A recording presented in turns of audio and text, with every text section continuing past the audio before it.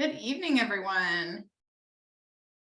Welcome to our panel for 2023 Sexual Assault Awareness Month on volunteering, being a volunteer, crisis counselor, and advocate for your local sexual assault crisis center.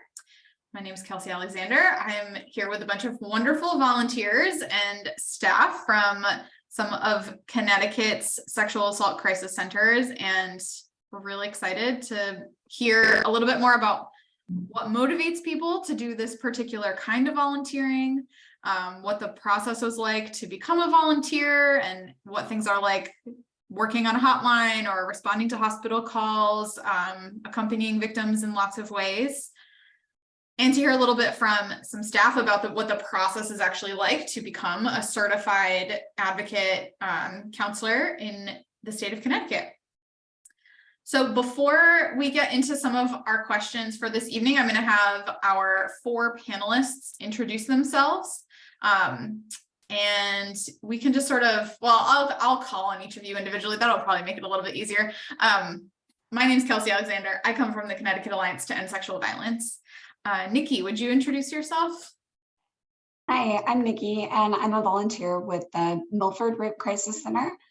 I have been volunteering for the past 4 years and find it to be extremely rewarding, super challenging, always unexpected. Thanks, Nikki. Cody, let's popcorn over to you. Hi, I'm Cody Baird. I volunteer with the Rowan Center, which is the agency that is dedicated to Lower Fairfield County. And I've been volunteering for, I would say 9 months, maybe. So probably one of the newer members. And I can second Nikki. It's incredibly fulfilling. It's definitely different every single call, every single visit. But it is. It's really rewarding.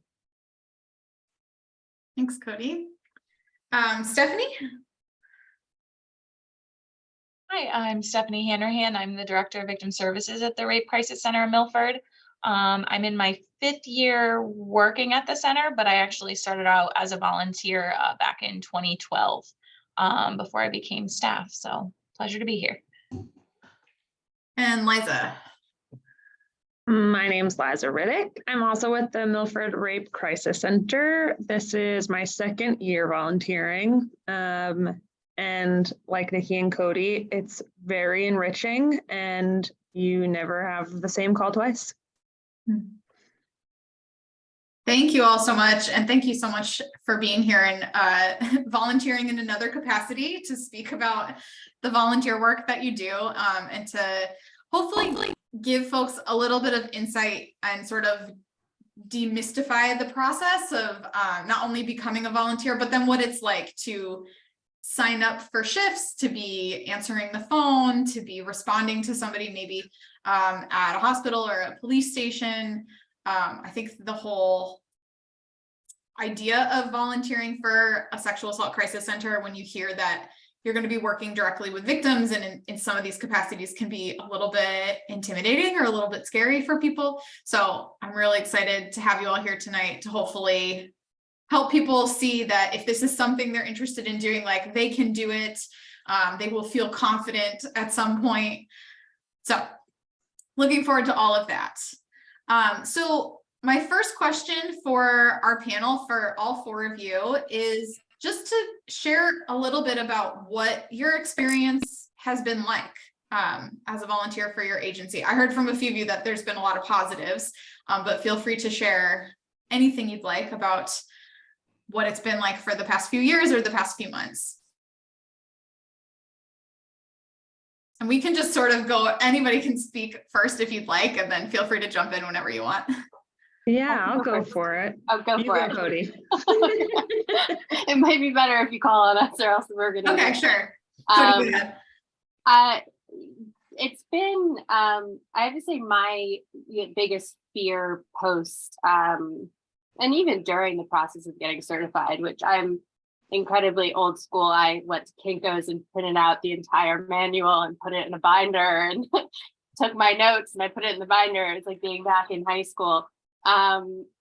was you can memorize all the material and learn everything you can on paper, but bringing in personalities and trauma is an entirely different situation. So one of the things that I was most concerned about was that I was going to, freeze up and not have the right answer and not be comforting in their moment of need. And I'd say my second biggest fear was once you provide that help and you are that advocate, either on the hotline or at a hospital visit or a police station, your time ends with that person. And there's a part of you that spends a significant amount of time with them. You want to make sure that they got the help they need and they're doing okay. And there's like an urge to follow up as if you are a counselor, but that's not how it works. You brought them to the people that can help them, and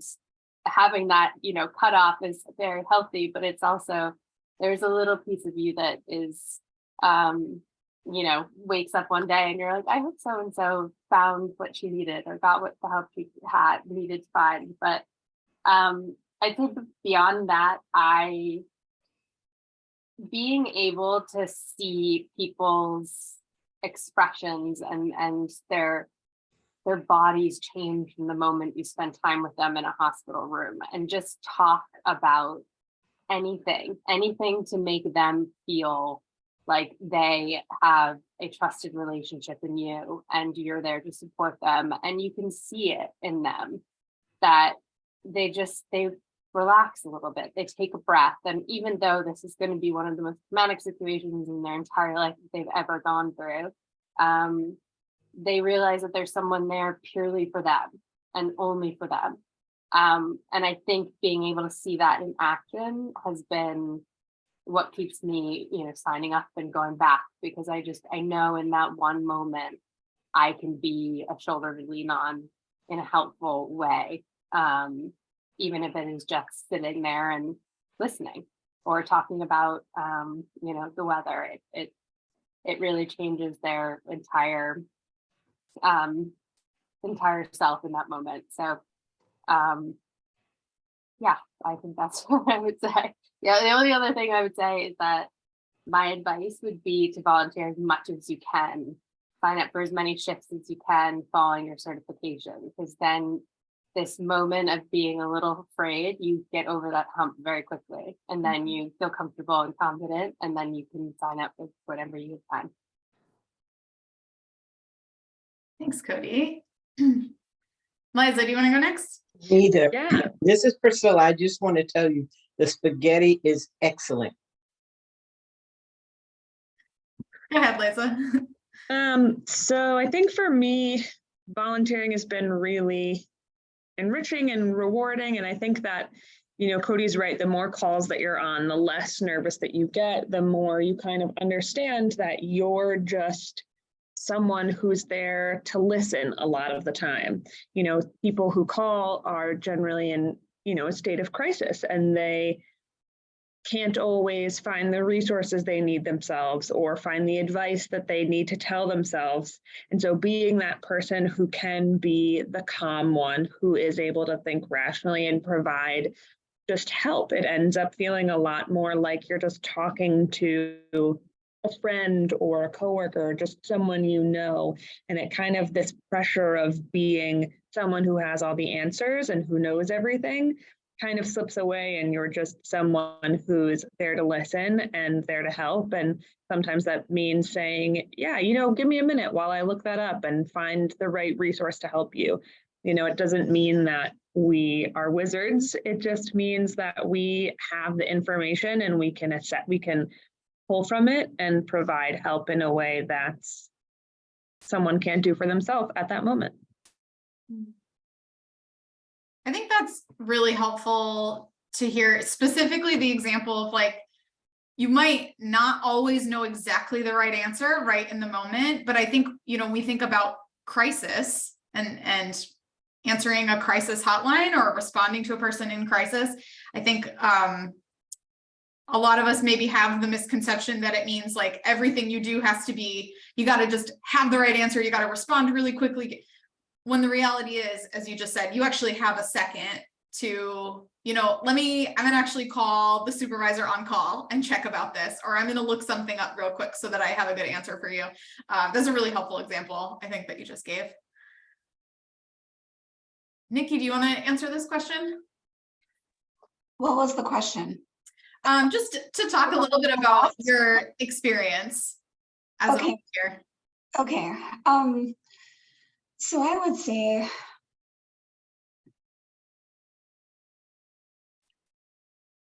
I don't know. I don't find that I'm more comfortable the more that I'm on. I think I'm always, I don't know, I'm kind of a twitchy person in general. But I find that when I know that I'm on call, like I can kind of find that calm place. And what helps me do that is knowing that I don't have to have an immediate answer, and that my being nervous or kind of bumbling around or whatever, like, isn't going to help this person who's in crisis. So I know what I have to do, and I can just go in that mode and do it. I also always know that if I need help, if I don't have a good resource, or I'm not quite sure, I always have a staff backup that I can go to. And the staff at our center, they're amazing people. No question is stupid. Like, no time of day is too late or too weird or whatever. And I appreciate that there's always somebody there to kind of support us as volunteers. I also find that, I don't know, I think it's kind of important to be yourself and realize that what works for one person when they're on the hotline isn't going to work for everybody. And I feel like whatever your personality is, like those parts of yourself that you find can kind of draw people in or make people feel more calm.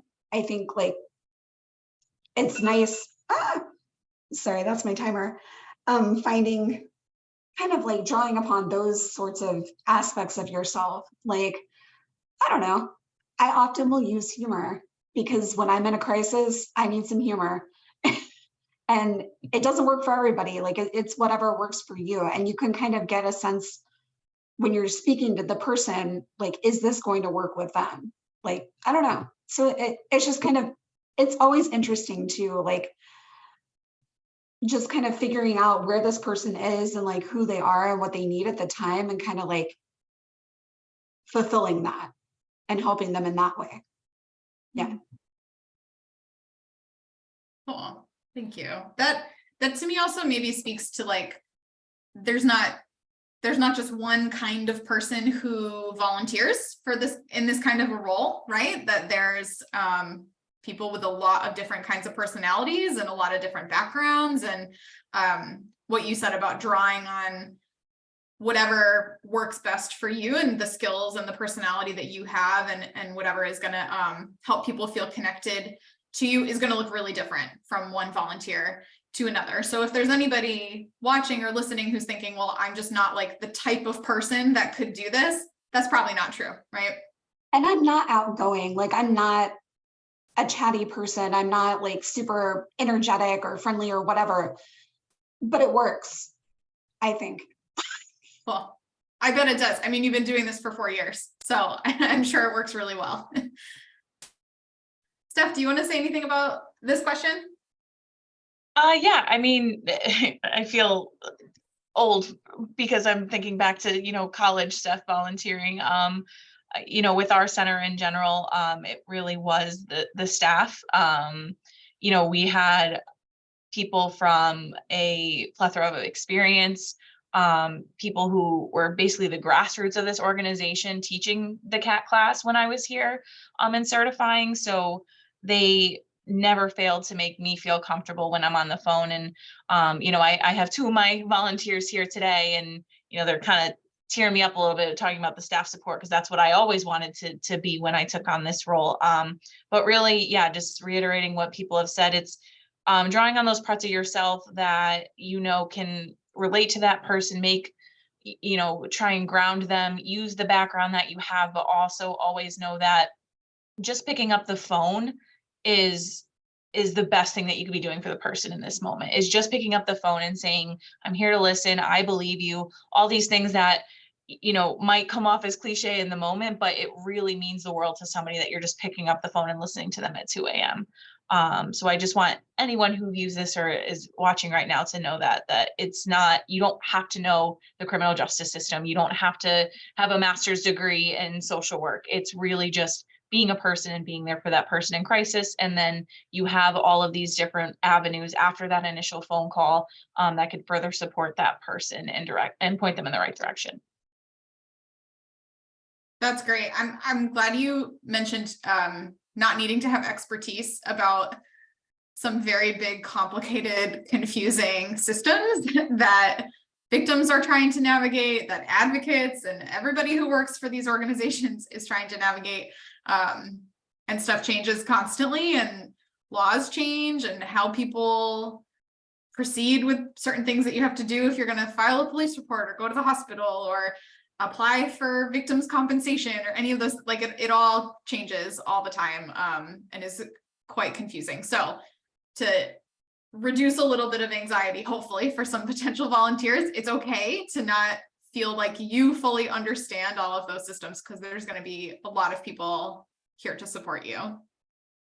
I think maybe since you just brought it up, Steph, maybe let's talk a little bit about CAT class and what that is, and why we do it, what it looks like.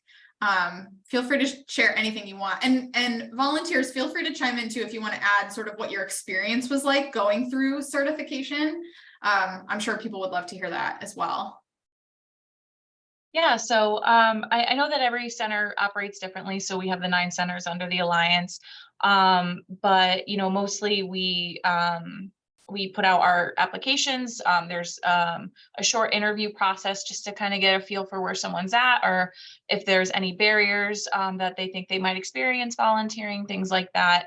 And the model that the Rape Crisis Center uses is a hybrid model currently. So I would say we're about 50-50 with classes being in person and also classes being virtual, depending on which speaker we have. The training itself is 40 hours. Again, all centers operate differently. The way that our center does is 2 nights a week for about 3 hours until we reach that 40 hours. We cover topics, everything from to like sexual violence, what it is, the history of the movement, to rape culture. And then we get into more like the technicalities of answering the hotline. We talk about different techniques that somebody can use for grounding or safety planning, things like that. Our volunteers are also in a unique situation because our center takes all the out of state calls that go to the hotline. So we kind of walk our volunteers through how to make warm and educated referrals to the appropriate agencies. We also are very, very blessed in our area to have good relationships with our police departments and hospitals. So we actually have 2 detectives come in, and we meet at one of our police departments, and the detectives give a whole presentation on the law enforcement piece. We have one of the representatives from the Office of Victim Services come in and give a presentation on the evidence collection kit. We have guest speakers from our local domestic violence agency, from our local human trafficking agency. You get all of these different facets of our work because, as we know, sexual violence does not occur in a vacuum. There's a huge intersectionality to what we work with. So we try and provide our volunteers with as much basis information as we can. And once our, training is complete, we try and find, a fun way to review the information. Last year we did Jeopardy. And then we will finish our certification, it's an open book final exam. And then we do a thank you dinner for everyone that's certified and recertifying. And just because I mentioned it, our recertification looks like we have our volunteers who want to come on for another year attend 2 classes that we think are important for them to get a refresh on. So that's kind of what the class looks like. I know a lot of centers, some of them are doing self-paced at this point. Some of them are doing all virtual, all in person. So if anyone, is not in our specific catchment area or even is interested in getting certified in a different modality, all centers have a different way of doing it. So you can find somewhere where the glove fits, and we all kind of work together. So if you certify at Rowan Center, but you live in the Milford area, you can certify there and volunteer in this area or vice versa. Please don't feel restricted in volunteering because maybe the center that you're working with, the times don't work or the modality doesn't work for you. Thanks, Steph. And we are going to hear just like later at the end of the conversation today, we do have at least one upcoming certification class that the YWCA of New Britain is running. So we'll make sure to advertise that before we end today. If anybody's wondering when could I start going to a certification class, because you're hearing all the wonderful things from our panelists this evening. Just to reiterate for folks who are hearing this about certification and just sort of wondering in general what that means, in Connecticut, to be an advocate, we often refer to folks as like certified advocate or counselor, sexual assault crisis counselor. We have a law in Connecticut that says that folks have to undergo a 40-hour certification process. So that's what Steph is talking about. And as she said, depending on which of the sexual assault crisis centers you live closest to, it might look a little bit different in terms of if you're going to in-person classes or you're going virtually, or how often it meets every week. But that's sort of the basic thing, is that it's 40 hours. And the goal is that it helps people feel really prepared to then be a volunteer. Obviously, with all the ongoing support that you're going to get from other folks at your sexual assault crisis center. Does anybody else have anything you want to say about like what it was like to go through the certification process or being in CAT class?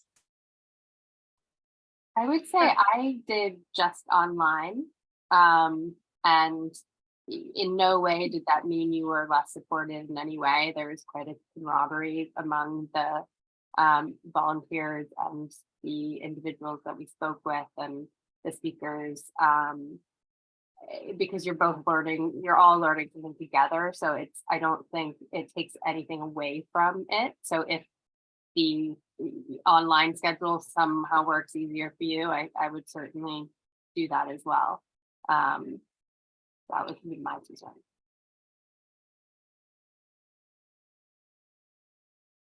Mine was contrastingly all in person. I don't know how we were able to do it, but we did. And you know what, I think that the training as a whole is just so helpful. You go through different scenarios, you kind of, you can't predict what calls you're going to get and what you're going to hear on the other end of the phone, or what you're going to see when you go to the hospital or the police station, but it really gave you a good opportunity to kind of learn about calls that have happened in the past, get some examples on how to answer calls, and also role play with the other people that are in the class. And, the silly feeling of standing up in front of people and pretending you're on a telephone call goes away really quickly when you are learning so much and you're really getting the comfort of knowing, okay, I'm going to be in this position very shortly. How am I going to feel when I answer the phone? What am I going to do? And it helps just get you into the pattern of how to answer those calls and how to do it with, a little bit of confidence, even if you fake it a little bit in the beginning. Thanks, Liza. Nikki, anything you want to add? I also found the certification classes empowering. Like, there was something really great about being with a group of people and everyone was on the same page. Everyone had the same purpose, and you just felt like, at the end of each class, you're ready to go. Yeah, that's something I hear over and over again from folks, that the bond that can happen from folks who are in the same certification class, even if you don't end up actually like physically volunteering with them at some point down the road, because a lot of the volunteering you do is more like solo, that folks find people that they feel a connection to for years and years from being a part of certification. So that just speaks to the wonderful spaces and environments that the people that are running certification for all of the agencies are creating for volunteers. Hey, Kelsey, can I jump in a second? It's Sure. Peggy Pisano and Hi, Cindy Peggy. Dugan. Hi, we're here watching, you know, three of our finest. They make me proud every day. And Nikki and Liza are just remarkable women, and Steph is a staff member as Director of Victim Services. So I'm so proud to see them. I just wanted to mention, as Liza has mentioned, you never know what you're going to get right when you're on the hotline. And I just want you to say that the folks that are interested in volunteering, we also don't know what we're going to get. We don't know who they are, what life experiences they come in, and we benefit from each and every one of our people. And our center happens to believe in the philosophy of once you're involved with a case, you're allowed to continue with that case if you're scheduled and if you wish to do that. So I just wanted to mention how much the centers benefit from the folks who come to us as volunteers. Thanks, Peggy. Thanks. Yep, just like Stephanie had mentioned, yep, we've been doing it a while, right? And we've seen things evolve, and there are so many facets to being a volunteer.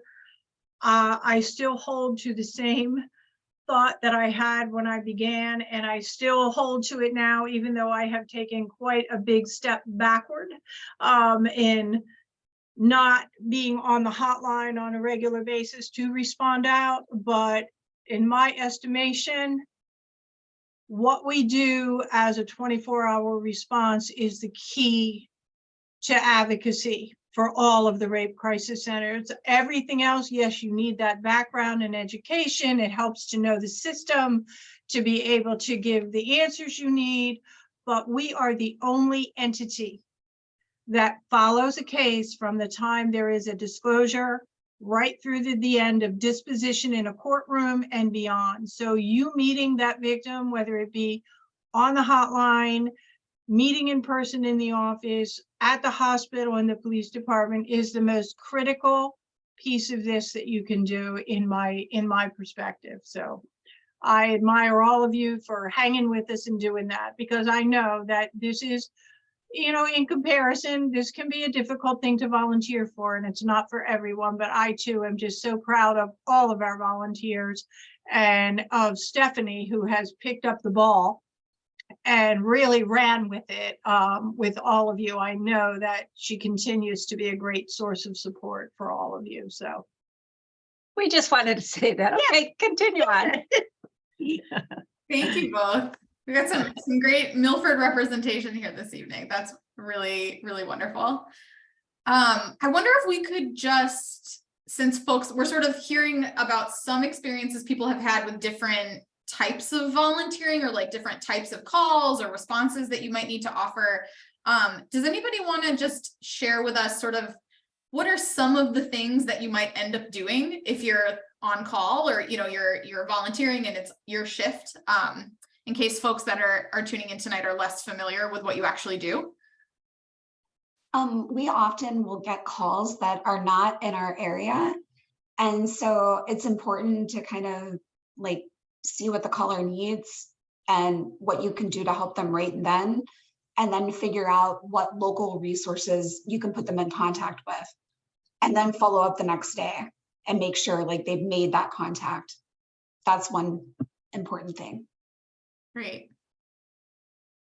So referring and doing like a warm handoff and follow up with victims. That's great.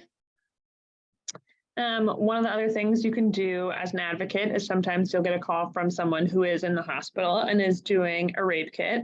So in that scenario, you go to the hospital. The first time you do have a staff member or a experienced volunteer come with you.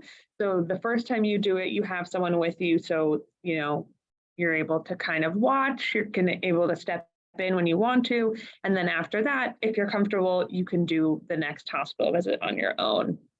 So through the training, you learn about all the different kits, all the different steps of a kit and how it's processed, and you learn a lot about what questions someone might ask when they're getting a kit taken. So being with the victim throughout that entire process and really making sure that you're advocating for them, not for the doctors, not for the nurses. You're there exclusively for the victim. That's one of the things also that you will do if you're on call, perhaps. Thanks, Liza. Cody? Yeah. For us, at the Rowan Center, we typically don't really get calls from out of our area. It's happened like a handful of times for me at least. So if it is a hospital visit and you don't feel ready to do it, then you can ask the staff member on call or another volunteer on call to do the visit for you if you're just simply not ready. I have to say, my hospital visits, I've always gone just as I am, and generally they'll let you know when if there is a state certified individual coming to do the rape kit, how long it'll take them to get there, so you can manage your time getting there as well. And it's incredibly helpful because this process can take a number of hours, and victims don't necessarily know that when they come in. Or if it's a hospital that just has a doctor do it as well, they tend to move a little bit faster in the process. So I would say just getting the time lined up is important, so you can be a value add to the situation. But for the most part, it's been a little bit of everything, right? It's been an older woman, it's been a mom and a daughter, and you get the feel of what is going to be helpful for them. Is it going to be helpful to walk them through the kit? Great. Okay, let me help you. So this is what's going to happen. Let me hold your hand. Do you want me to hold your hand? Or would you rather talk about, your college classes next semester? It really, you feel it out, I guess, and how you can be most helpful. I've had one where the individual accompanying the girl had to go pick up her son. So it was just her and I. And she was like, I'm good, I'm fine, because Cody's here with me. And we literally talked about what she was excited to do in college. And that's what made her 3 hours. I also brought a coloring book, which was helpful too, I promise. A charger, phone chargers, bring those, it's always good. But yeah, I think it's interesting to hear from you guys how it works in Milford as well, because it seems to be a little bit different down here. But I think the overall theme here is that all of these centers have the most incredibly wonderful staff who are very supportive, who are always there on hand. I've had difficulty getting into a hospital room before and was on the phone with staff at different times, trying to make sure I was doing the right thing by the victim. And you run into situations like that, but the reality is that there's always going to be someone from your center who can be helpful, and they really are incredible. That's pretty. Well, actually, Steph, is there anything else you want to add about just the types of things people might be doing? Yeah, the only thing that wasn't mentioned is our and I know a couple other centers as well. Our volunteers will also respond out to police departments. So our state's attorney has made it clear that they want us there when a statement is being taken, which is again awesome. We just have some really good relationships. So our advocates are trained on what our role is when a police statement is being given, and what the victim's options are, things to talk about beforehand, things like that. So that's another thing that our volunteers do, and another thing that will accompany them to the first time. And as long as they're comfortable the second time, they can do on their own. So normally on volunteer hours, it's more of a preliminary statement. It's a very quick thing, but they will sit in with the victim, let them give that initial statement to the police. and explain what the next steps are afterwards. So that's another thing our volunteers do. Thanks. Nikki, I appreciate your comments in the chat too, adding to this about sometimes folks just are calling because they want to talk to someone. So as a volunteer, you might also be validating somebody just over the phone, listening to them, maybe offering resources, but maybe they don't even want resources. They just want to talk. That's great. I think our last question before we see if we have anybody in the audience that wants to ask a question, and we do a little bit of talking about how people could get connected to their local member center and get into a CAT class. I've heard everybody up here say tonight how supportive and wonderful the staff at their agency are, and that you receive a lot of support. And I wondered if there's any other kinds of support that your agency is providing you, whether that's like ongoing training of any kind or checking in with people. What else does support look like coming from your agency? So at Milford Rape Crisis Center, one of my favorite things is that as a volunteer, you are required to come to monthly volunteer meetings. And in those meetings, maybe we'll discuss topics that have come up, or we'll go over new laws or things that have happened. But one of the best parts is that you're able to share, you're provided the opportunity to share your experiences on your calls. Being that all of the calls are confidential, it can be hard sometimes to not have other people to talk to about it, or not be able to get feedback if you handled everything correctly.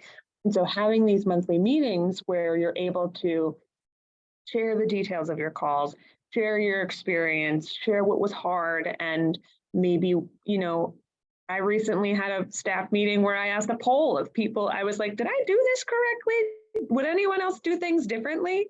And really hearing those different responses is really rewarding and really helpful and comforting, and really helps to build your confidence. And you're also able to hear other volunteers and their phone calls. So you can say, oh, I've never had a phone call like that. I'm so glad I've heard about this, so I know an example of how I would respond in the future. And so being able to kind of be really part of that community and provided that extra space to get confidence and confirmation about what you're doing is a really great thing that I'm glad the RCC does amongst the myriad of other things that they do to support their staff. They're the best. Staff, I mean me, and I'm not a staff, but I feel like I am. So I'm like, yeah, I'm an employee. I'm a volunteer, but they just feel, you're really made to feel like you're part of the team in a way that is the best.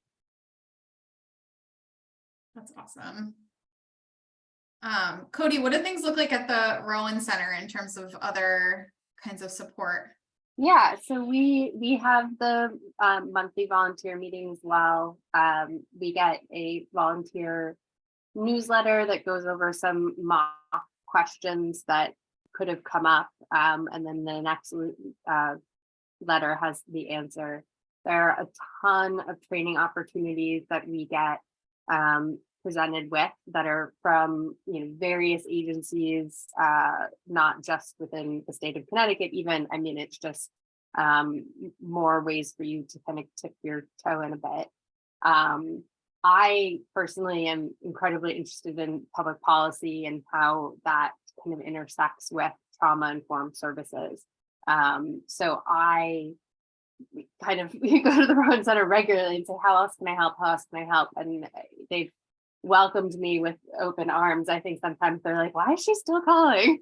But it's been really fun to get involved at various different levels with the Alliance as a whole, just from the public policy front, but also being in conversations on how can we get these services to a wider audience. I grew up in this area. I've seen this type of role from different angles, and I know how valuable being an advocate is to a victim in those moments. And I think that there's, people ask me all the time, like, what is it like? What do you do? With curiosity, with fear, and everything in between. And I think that they're just there are lots more ways for us to say, hello, we're here to help. And being involved in those types of conversations has been really fulfilling as well, for me. So I feel like I talk to the Rowan Center regularly. I also volunteer a lot because I can right now.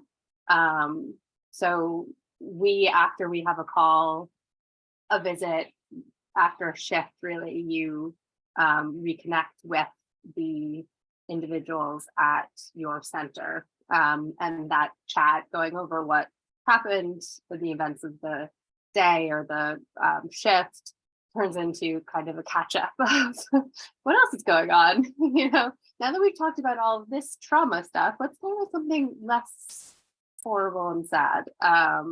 But it's been, again, they've been incredibly welcoming and open to ideas, and anything you need is really available to you.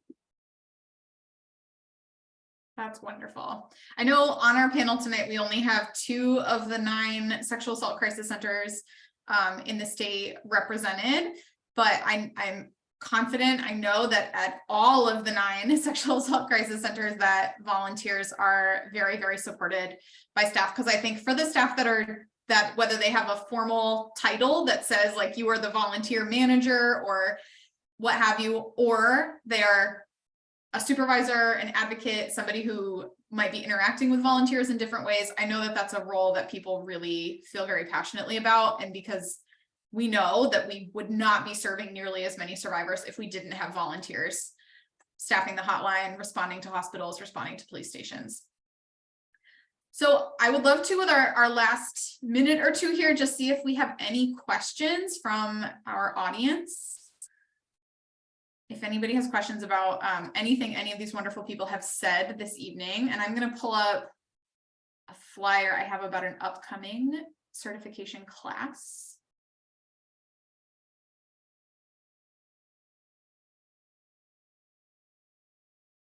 Okay, I'm not seeing anything pop up immediately. I'll keep an eye on the chat, but in the meantime, oops.